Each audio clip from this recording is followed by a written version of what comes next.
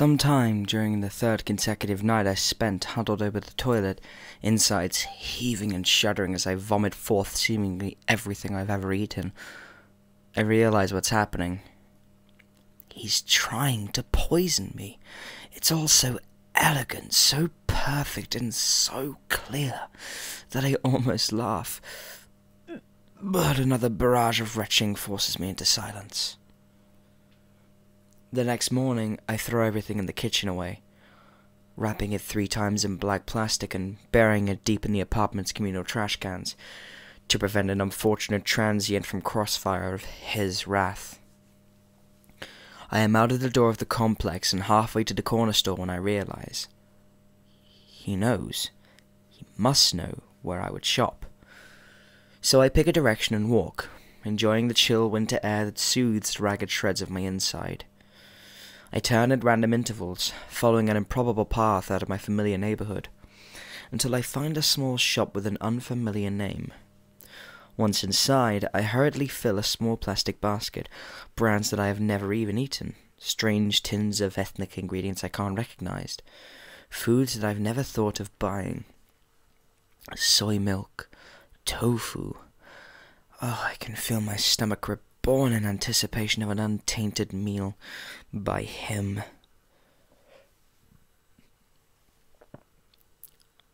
I prepare the meal in a fog of nervous anticipation, trying to focus on savoring the aromas and the grease-spitting sounds from the frying pan. It tastes clean, but then, so has every other meal before this. I try to tell myself that the mounting pain inside me is simple fear and anxiety. But before the stroke of midnight, I am again crouched in the dingy bathroom, surrendering the day's work into the porcelain mouth of the sewer. The next day, I pack up the remaining food and dispose of it with the same care. I eat out that day, layering debt onto the last of my credit cards at restaurants on the opposite side of town. He is more clever than I could ever imagined, and I am awash in despair as I spend another sleepless night gagging and sobbing on the tile floor. I imagine the algorithm, the perfect predictive models at his disposal, brilliantly charting my every move across the city. Every time I thought it outwitted him, I was willingly walking into his web. Brilliant. I buy a candy bar from a vending machine in a theatre and hold it close like a talisman. When I get home, I fill the bath a few inches deep with the rust-colored water and hold the little plastic-wrapped bundle beneath the water and squeeze. I know that I will see it, but it still breaks my heart when I do. A thin, almost invisible stream of bubbles picks out the point where a foreign object has pierced a protective layer. Through the haze of piercing hunger, I convince myself to try. Just one bite, and to take the chances.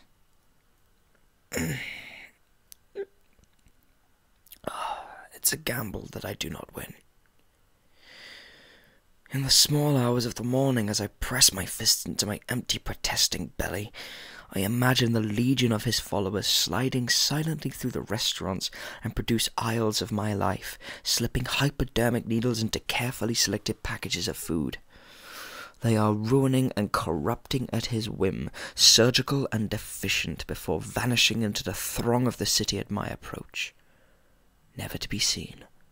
They will always be one step ahead of me until I learn to think in new ways, to chart new cognitive pathways, and to turn the game back upon him. So I tell myself, this is what I must do. The first day of my new life I spend in the small living area of my apartment, organizing my thoughts with clean and sterile efficiency, and conserving what energy I can from my wasting body. You could even hear it in my voice now. Night brings the retching sickness, but all that arises is water, and pills, half digested in the bilious water. The pills, of course, not for the first time. I feel a sharp twinge of respect for the crystalline perfection of his plans. I dump the last of my dozen prescriptions into the toilet. On my third day, I feel a clarity and a sense of purpose that shocks me in its intensity, and my will penetrates the starvation malaise. I must win, or I will die. The rashes and sores in my cheeks are deeper, and I can feel the gentle sway of loose teeth in my desiccated mouth when I grind them in thought. He is winning, but not for long. There is still time. Water. I collect from the roof in a small army of cheap hardware buckets. I know that somewhere in the Byzantine plumbing of the aged building there must be one of his infernally clever devices. A tiny pump, squatting like a predator and pulsing its vile contents into the water main. I'll have to give up bathing. A small sacrifice. The rainwater will keep me alive for a while longer, but I must find a way to eat. The answer comes to me in a small, unconnected puzzle pieces over the next few days. While gently working another loose molar from my bleeding gums, they suddenly snap together, and a warm, smothering blanket of epiphany coats my aching frame. The clattering of the tooth into the sink basin is like the ringing of bells. Late in the evening, I begin another unconscious drive, drifting through the city on shaking and atrophied legs, knowing full well that he is watching. But this, my beautiful solution, is beyond even his reach.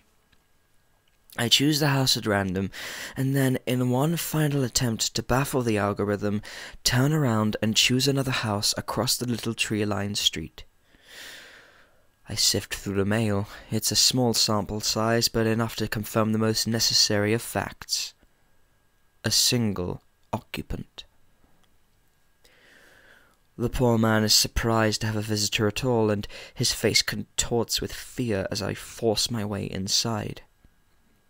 I am flooded with guilt and regret as I push him to the floor and strike quickly with the crowbar I pull from the folds of my jacket. No. No, no, no. I must steel myself. This is his fault. He has brought us to this, and this... Oh dear. This poor man is just another of his victims.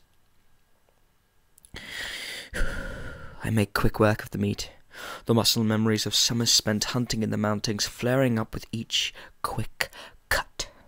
I allow myself a quick bite, a feast to my shrunken and withered stomach. The iron and mineral salt tastes floods my head like a vapor, and I bawl in relief like a child. When I have the meat packed tight into my rucksack, I light a single candle on the top floor of the little house and turn the gas range on high. I'm not yet home when I hear the low rumble in the distance. The pulsing lights of fire engines highlight the black cloud hanging in the sky.